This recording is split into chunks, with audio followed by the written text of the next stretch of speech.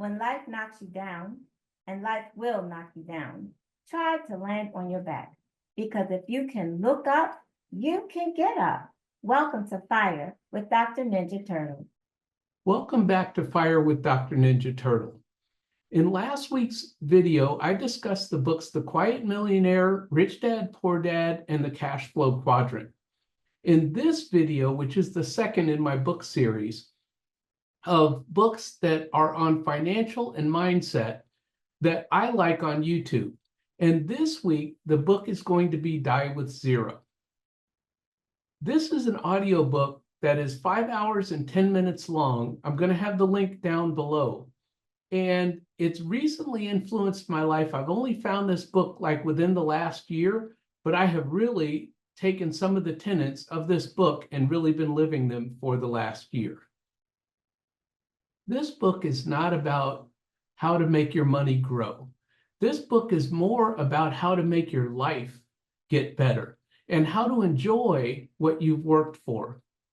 I will put a link to the blog where I did some of my research, which is academic integrity. Also, the philosophy of this book is that once you've saved up enough to fund your retirement and give to your family, then you should have memories. You should be making memories. And that's what I've been doing for the past year. And so that's what I'm going to talk about as I go through the 9 rules that this book has. The 9 rules that Bill Perkins discusses in his book are: 1, maximize positive life experiences. 2, invest in experiences early. 3, aim to die with zero. 4, use all available planning tools. 5, give money to kids and charity early. 6, don't live on autopilot. 7, plan in terms of seasons. 8, know when to stop. And 9, take big risks early, not later.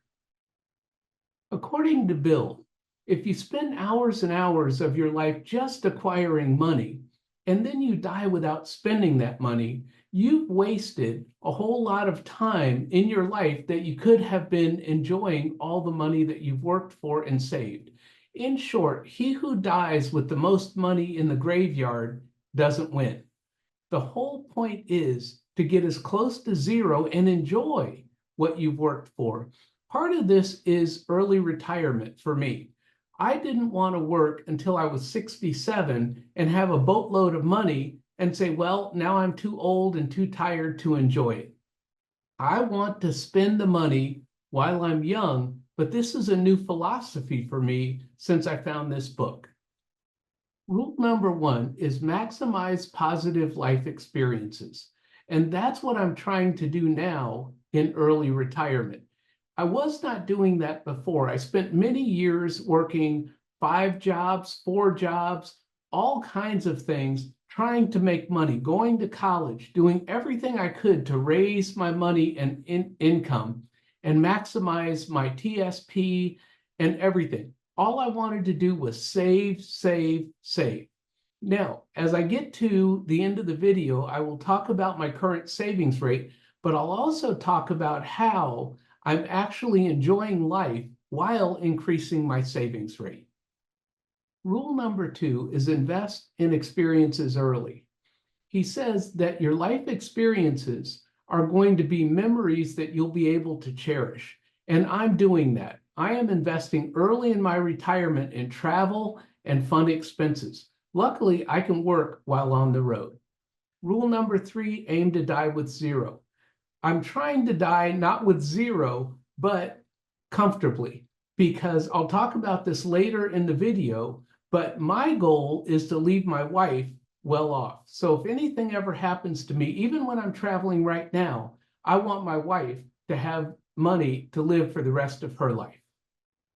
Rule number 4, Bill talks about using all of the available planning tools.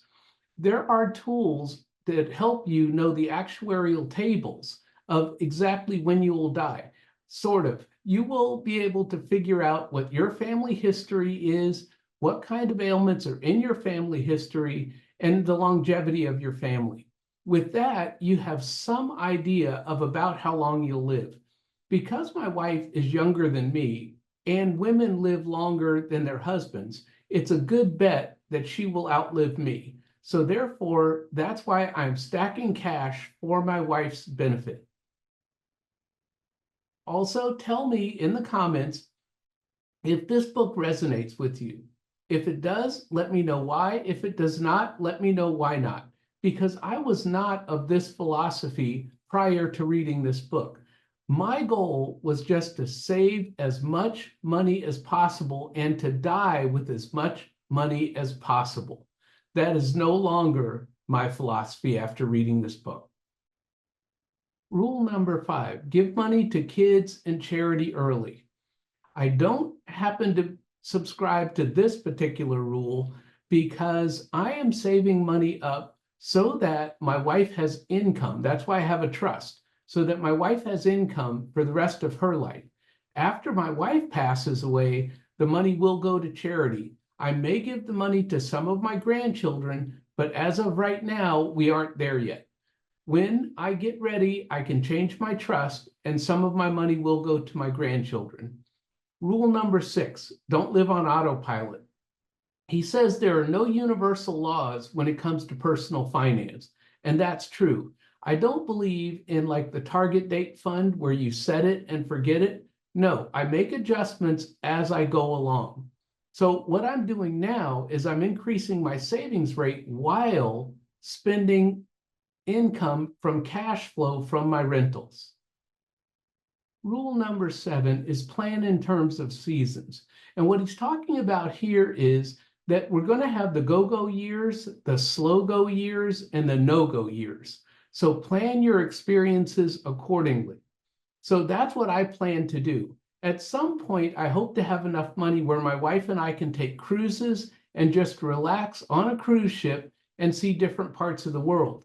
Right now, I'm driving around the country, I'm out riding my motorcycle for charity, and I'm doing the things that I can do now while I'm young. But as I get older, and I do have a right knee that is starting to hurt, so as I get older, I will be doing other experiences for older people. Rule number 8, know when to stop. He says there's an optimal point at which you should stop working, and that's what I found.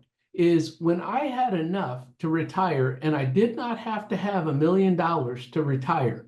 When I had enough to retire and I saw my income and said, I can live on this income and I moved to a lower cost of living area, that's when I said, I can take off now. And that's what I've done. It was a gamble. I did it. And so far, the gamble is paying off. Finally, the last rule is rule number 9. Take big risks early, not later. I heard this earlier today in a real estate podcast where they said, when you're young, you can take big swings because you have time to recover. But as you get older, you want to just be more conservative. And that's what I did. What I did was I started to buy real estate when my W-2 income could cover any losses. But I knew real estate was risky and you could lose everything. But I had the W-2 income to do that. Now I have enough real estate where I don't need the W-2 income. And that's what I do is I replace income streams with other income streams. That's my strategy. I'm glad that you made it through all 9 of these rules. So I have some bonus content for you. These are a couple of links that I'm going to tell you about that are financial literacy quizzes. One is from FINRA. That's a financial literacy quiz that I'll leave down in the description. And the other one is a financial literacy quiz from the Council for Economic Education. As I'm helping people with financial literacy in my community, I'm asking them to take this quiz just to find out their own level of financial literacy. The quote of the day: everything you need is inside you. Don't wait for others to light your fire. You have your own matches. So I'm going to give you an update on my Budget Bros, which is not necessarily just for men, because I still have not heard back from the last organization that I tried to volunteer with. However, when I mentioned that I'm trying to teach financial literacy in my community, another person said they needed help. So I've actually helped my first person as of today. So that is a beautiful thing. And so it has begun that I've been able to teach financial literacy in my community, thanks to Bethel Budgets. She's the one that teaches financial literacy in her community, which got me started with the idea of teaching financial literacy in my community.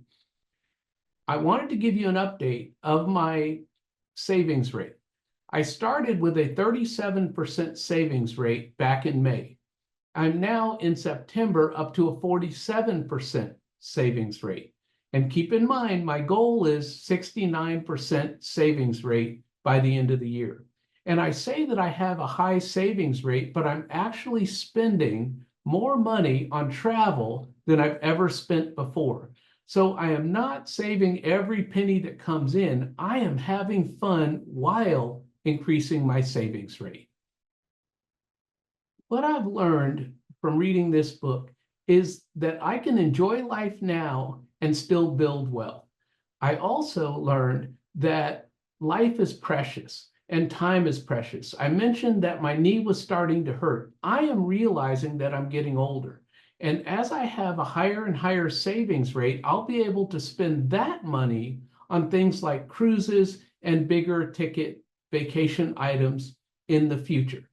So remember, never let your past determine your future.